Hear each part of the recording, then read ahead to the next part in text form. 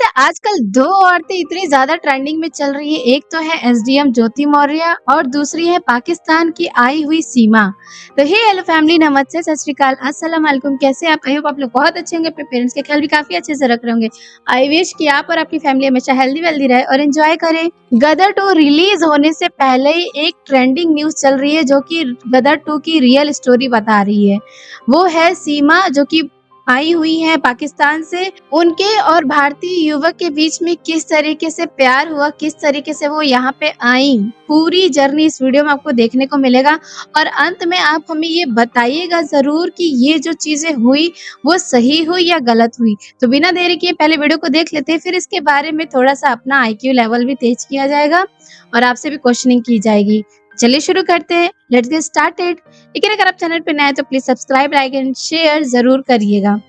बहनें तो सबको प्यारी होती हैं, मुझे भी हैं और याद भी आती हैं। मेरे देखने पापा में के कितनी बाद अच्छी हमारा लग कोई रही भी हैं। नहीं था। मेरा एक भैया थे और उनके लिए शायद मैं टेंशन थी वहाँ पे, क्योंकि कुछ थी प्रॉब्लम हमें। कभी भी नहीं जाऊँगी सर, सच में मैं गला काट दूंगी, जहर खा लूँगी, यहीं मर के दिखाऊंगी। मैं वापस नहीं जाना चाहती। मेरे बच्चे भी खुश हैं, मैं भी खुश हूँ सर। यहाँ जब तक मैं नहीं मर जाऊंगा ना, जब तक इसे नहीं जाने दूंगा मैं। इस वक्त मैं उत्तर प्रदेश के रब्बूपुरा इलाके में हूँ और मेरे साथ वो दो लोग हैं जिनकी चर्चा ना सिर्फ भारत बल्कि पाकिस्तान में भी हो रही है, सीमा और सचिन। तो सबसे पहले सीमा, आप बताइए कि आपके सामने वतन था और प्यार था। ऐसा नहीं है कि मैं पाकिस्तान से नफरत करती हूँ, नहीं, वो भी देश है। मैं वहाँ रही हूँ, पली बढ़ी हूँ, मेरा बचपन भी था वहाँ पे। मेरी अम्मी, मेरे मम्मा पापा, भाई बहन वहीं के हैं, मेरे माँ बाप की कब्र वहीं पे है। तो उस देश के बारे में मैं कोई गलत नहीं बोलूँगी, क्योंकि मम्मी पापा दोनों ही खत्म हो गए थे। अब ज़िंदगी एक बार ही मिलती है, फिर मर जाना होता है, कुछ साल बाद बुढ़ापा, फिर मौत, फिर ऐसे ही चलते। जो मेरे पापा थे कभी जिंदा थे, उनकी अपनी आंखों के आगे मौत देखी हमने, तो ज़िंदगी ख़त्म ही हो जानी है। तो मैंने प्यार को चुना सर। जब आपकी पबजी से बात शुरू हुई तो सीमा आपको मिली, 4 बच्चे से क्या सोचा उस वक्त आपने? 2020 में हमारी बात हुई थी। होने के बाद उसके क्या कितनी सुंदर लग रही है। 6-7 महीने बाद वो पता पड़ गई थी मुझे। तो कोई बात नहीं है, जब बच्चे हैं तो क्या हुआ, तेरे बच्चे मेरे बच्चे एक बात है, कोई बात नहीं है। मैं जैसी तू है मेरे लिए, ऐसे ही बच्चे हैं, जैसे बच्चे हैं ऐसे लिए तू है, बस। कब तय किया कि अब सीमा को भारत बुला लेना है?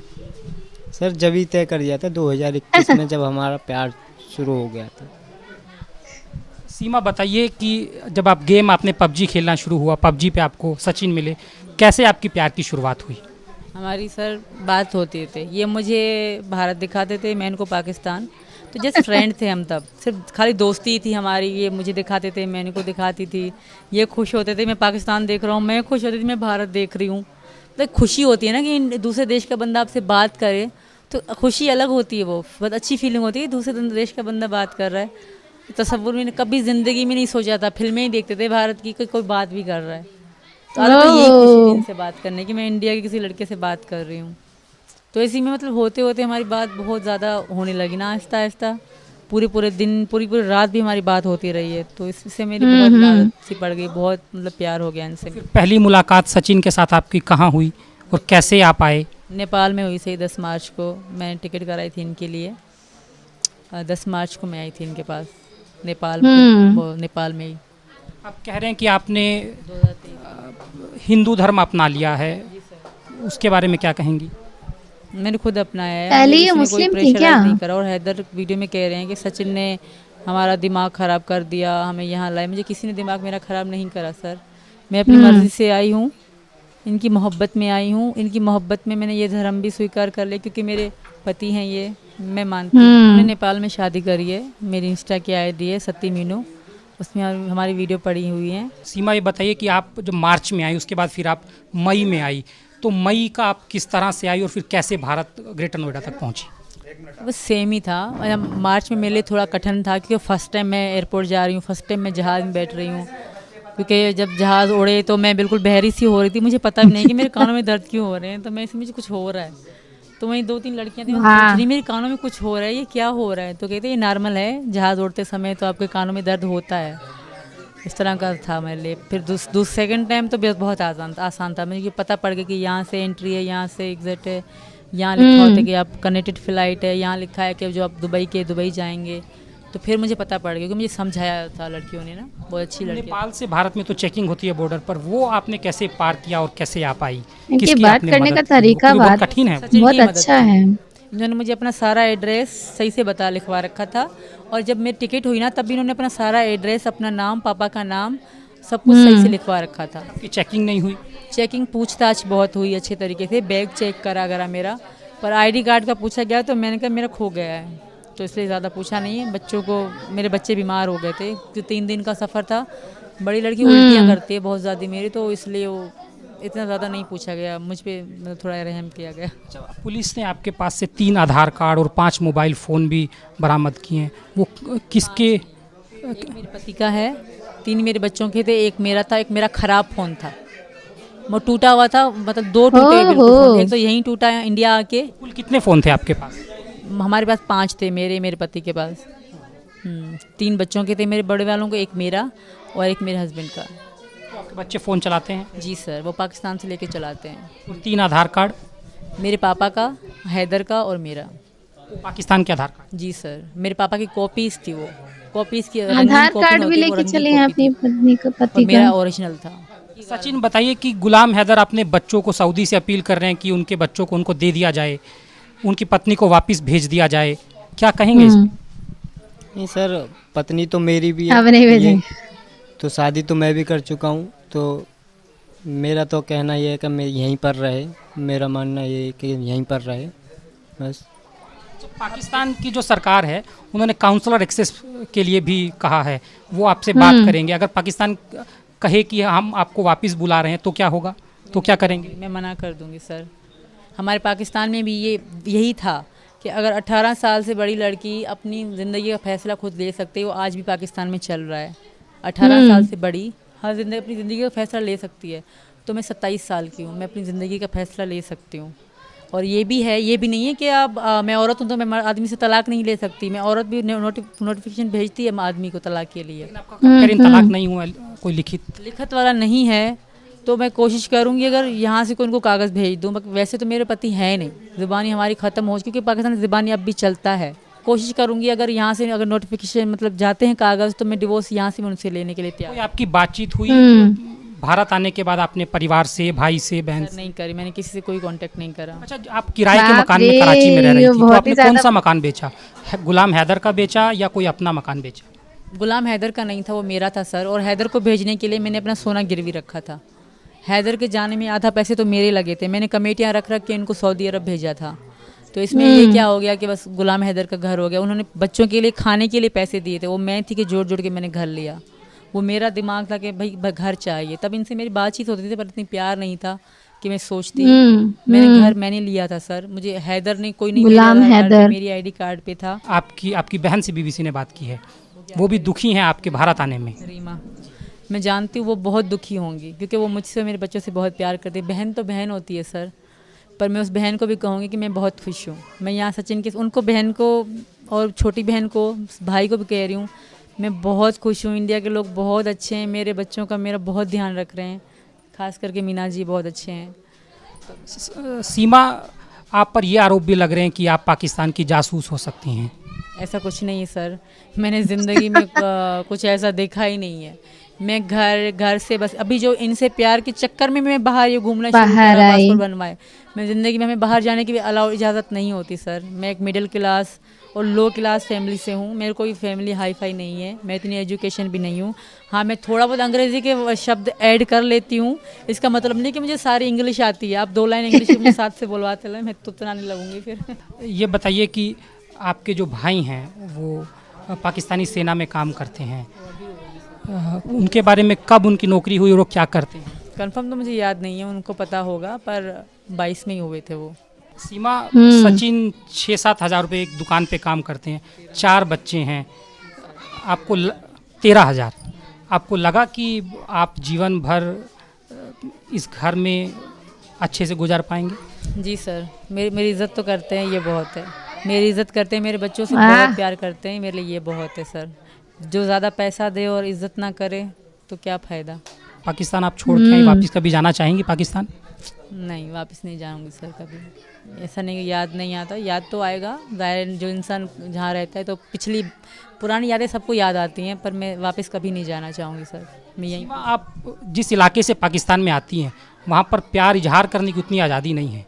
आपकी जब पहली शादी गुलाम हैदर से हुई तो वो भी लव मैरिज थी, तो नहीं सर, उसके बारे में क्या? वो मेरी लव मैरिज नहीं थी सर, वो मेरी मजबूरी की शादी थी।